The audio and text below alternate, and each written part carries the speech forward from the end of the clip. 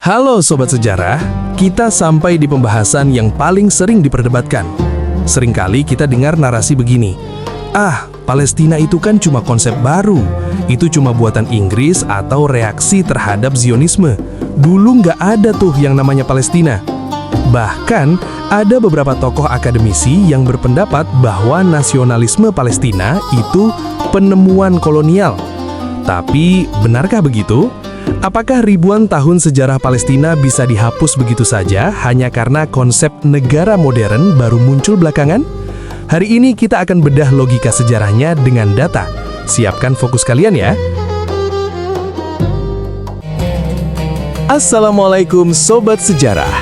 Di bulan yang suci ini, POV Sejarah hadir menemani waktu jelang berbuka Anda. Bersiaplah, kita akan menyingkap tabir waktu dan menyaksikan langsung jejak peradaban dunia.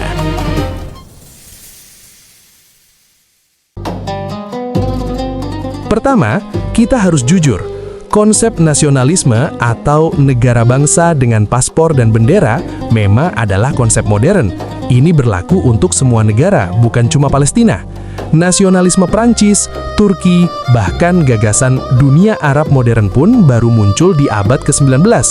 Jadi, mengatakan Palestina tidak ada sebelum tahun 1900-an itu keliru besar. Itu sama saja bilang Inggris atau Tiongkok tidak ada sebelum era modern. Tanahnya ada, orangnya ada, namanya ada, hanya sistem politiknya yang berubah. Identitas Palestina modern memang berbeda dengan Palestina kuno, tapi mereka punya kemiripan keluarga, seperti wajah kakek buyutnya yang mirip dengan cicitnya. Beda zaman, tapi satu garis keturunan. Ada perdebatan menarik.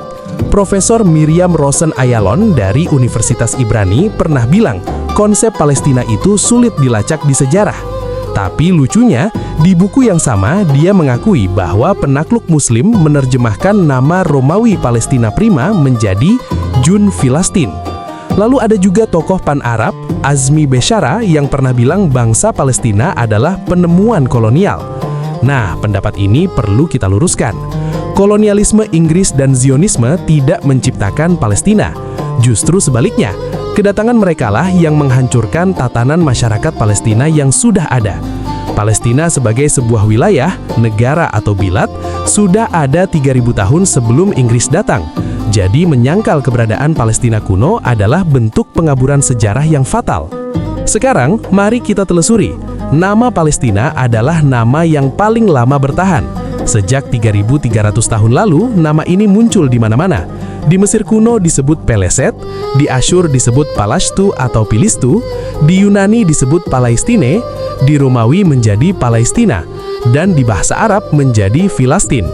Bahkan koin-koin perak kuno dari Gaza dan Askelon tahun 400 sebelum Masehi sudah menggunakan variasi nama ini. Ini membuktikan proses adaptasi nama berjalan damai dan alami selama ribuan tahun jauh sebelum konflik modern ada. Poin terakhir yang sangat penting Sobat Sejarah, seringkali sejarah Palestina dibenturkan dengan narasi kitab suci atau dogma religius tertentu, misalnya kisah penaklukan Kanan.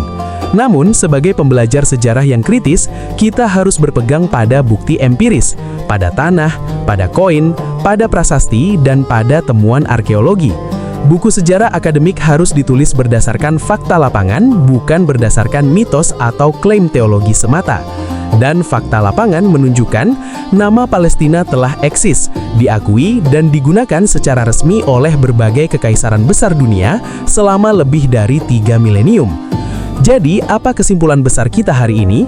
Palestina bukan sekedar catatan kaki dari konflik Israel-Palestina. Palestina bukan sekedar tanah sengketa. Ia adalah sebuah entitas sejarah yang gagah, yang punya akar peradaban mandiri dari zaman perunggu hingga hari ini.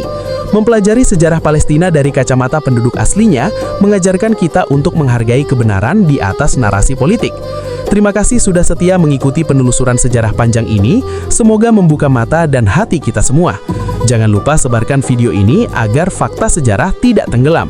Sampai jumpa. Wassalamualaikum warahmatullahi wabarakatuh.